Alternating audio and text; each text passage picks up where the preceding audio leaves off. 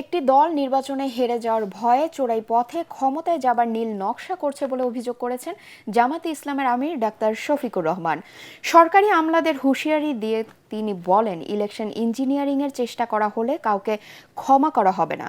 ঢাকা ১৩ আসনে ১১ দলীয় জোটের প্রার্থী মামুনুল হকের নির্বাচনী জনসভায় তিনি এসব কথা বলেন। এ সময় ১২ ফেব্রুয়ারি ভোট কেন্দ্র পাহারা দেওয়ার আহ্বান জানান এনসিপির আহ্বায়ক নাহিদ ইসলাম। বিস্তারিত জানাচ্ছেন ইয়াসিন রানা। ১১ দলীয় জোটের নির্বাচনী প্রচারণায় সরগরম রাজধানী। দাঁড়িপাল্লা, শাপলাকলি, রিকশার প্রচারণা, গণসংযোগ মিছিলে উৎসব আমেজ বিরাজ করছে। মোহাম্মদপুর ঈদগাহ মাঠে ঢাকা ১৩ আসনের প্রার্থী বাংলাদেশ খেলাফত মজলিসের আমির মাওলানা মামুনুল হকের নির্বাচনী জনসভায় যোগ দেন জামায়াতের আমির ডাক্তার শফিকুর রহমান। জনসভায় এনসিপির আহ্বায়ক নাহিদ ইসলাম বলেন, ইলেকশন ইঞ্জিনিয়ারিং হলে ফ্যাসিস্ট হাসিনার নির্বাচন কমিশনের মতো এই কমিশনেরও একই পরিণতি হবে। সন্ত্রাসমুক্ত ঢাকা ১৩ আসন গড়ার প্রত্যয় জানিয়ে মামুনুল হক বলেন, শীর্ষ সন্ত্রাসীরা একটি দলের পক্ষে কাজ করছে, ১১ দলের কর্মীদের ভয় দেখাচ্ছে। ইনশাআল্লাহ আমিও আল্লাহর কোরআনের কথাগুলো জাতীয় সংসদে তুলে ধরতে চাই।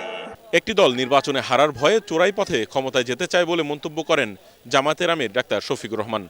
আমরা ঘোষণা দিয়েছি স্পষ্টভাবে, আমরা কোনো দলীয় সরকার কায়েম করব না, আমরা জনগণের সরকার ইনশাআল্লাহ কায়েম করব। আমরা এও ঘোষণা দিয়েছি, আমরা নির্দিষ্ট কোনো দলের বিজয় চাই না, আমরা 18 কোটি মানুষের বিজয় চাই। এ সময় সরকারি আমলাদের হুঁশিয়ারি করে তিনি বলেন, সবাই সাবধান হয়ে যান।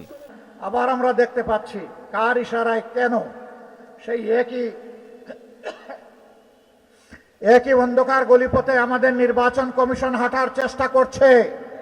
তারা নির্বাচনের দিন 400 মিটারের ভিতরে সব ধরনের রেকর্ডিং বা ক্যামেরা, মোবাইল সব কিছুকে তারা নিষিদ্ধ করতে যাচ্ছেন।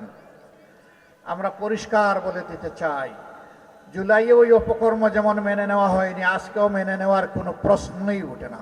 ১১ দলের পক্ষে জনগণ ঐক্যবদ্ধ, জনগণের বিজয় হবে এবার ভোট বিপ্লবের মাধ্যমে, এমনটাই প্রত্যাশা জামায়াতের আমির ডাক্তার শফিকুর রহমানের।